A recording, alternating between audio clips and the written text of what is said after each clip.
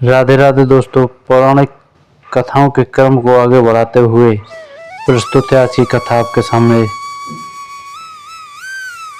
जिसमें आज आपको सुनाएंगे कि श्री राम की परीक्षा किसने कब किस प्रकार ली। दोस्तों तो कहानी पसंद आए तो लाइक शेयर सब्सक्राइब करना नहीं भूलें। तो चलिए दोस्तों कहानी को आगे बढ़ाते हैं। श्री राम का वनवास खत्म हो चुका था। एक बार श्री राम ब्राह्मणों को भोजन करा रहे थे, तभी भगवान शिव ब्राह्मण वेश में वहां आए।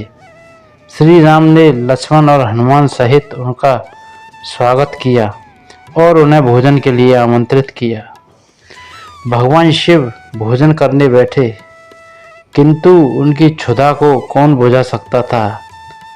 बात ही बात में श्री राम का सारा भंडार खाली हो गया। लक्ष्मण और हनुमान ये देखकर चिंतित हो गए और आश्चर्य से भर गए। एक ब्राह्मण उनके द्वार से भूखे पेट लौट जाए, ये तो बड़े अपमान की बात थी। उन्होंने श्री राम से और भोजन बनवाने की आज्ञा मांगी, तो श्री राम तो सब कुछ जानते ही थे। उन्होंने मुस्कुराते हुए लक्ष्मण से देवी सीता को बुला लाने के लिए कहा। सीता जी वहां आईं और ब्राह्मण वेश में बैठे भगवान शिव का अभिवादन किया।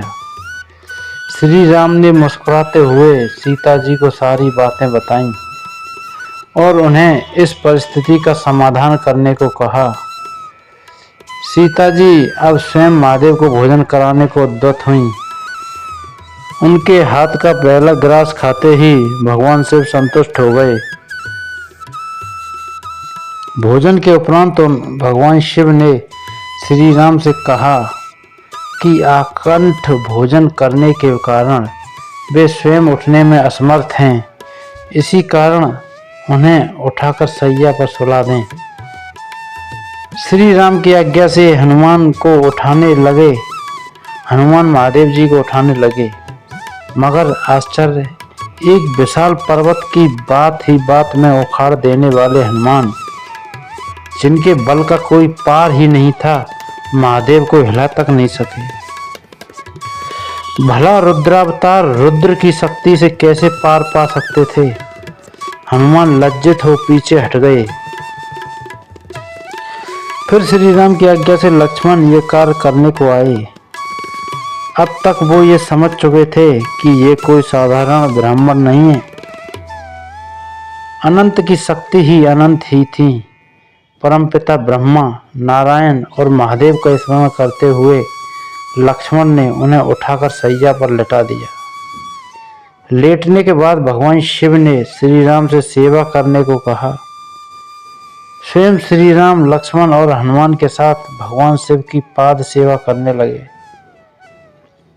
देवी सीता ने महादेव को पीने के लिए जल दिया। महादेव ने आधा जल पिया और बाकी जल का कुल्ला देवी सीता पर कर दिया। देवी सीता ने हाथ जोड़कर कहा कि हे ब्राह्मण देव, आपने अपने जूठन से मुझे पवित्र कर दिया। ऐसा सौभाग्य तो बिरलों को ही प्राप्त होता है। ये कहते हुए देवी सीता उनके चरण स्पर्श करने बढ़ी, तभी महादेव अपने असली रूप में आ गए। महाकाल के दर्शन होते ही सभी ने करबद्ध हो उन्हें नमन किया। भगवान शिव ने श्री राम को अपने हृदय से लगाते हुए कहा कि आप मेरी सभी परीक्षा में उत्तीर्ण हुए। कई ऐसे अवसर थे जब किसी भी मनुष्य को क्रोध आ सकता था, किंतु आपने अपना संयम नहीं खोया। इसी कारण संसार आपको मर्यादा पुरुषोत्तम कहता है। उन्होंने श्री राम को वरदान मांगने को कहा, किंतु श्री राम ने हाथ जोड़कर कहा कि आपके आशीर्वाद से मेरे पास सब कुछ है।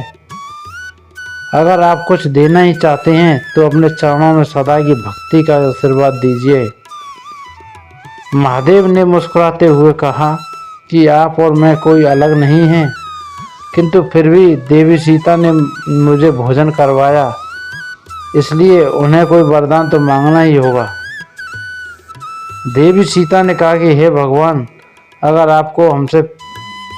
आप हमसे प्रसन्न हैं तो कुछ काल तक आप हमारे राज्यसभा में कथावाचक बनकर रहें। उसके बाद कुछ काल तक भगवान शिव श्री राम की सभा में कथा सुनाकर सबको कृतार्थ करते रहे। तो दोस्तों, कैसी लगी आपको कथा अगर पसंद आई हो तो लाइक शेयर सब्सक्राइब करना नहीं भूलें दोस्तों। जय जय श्री राधे।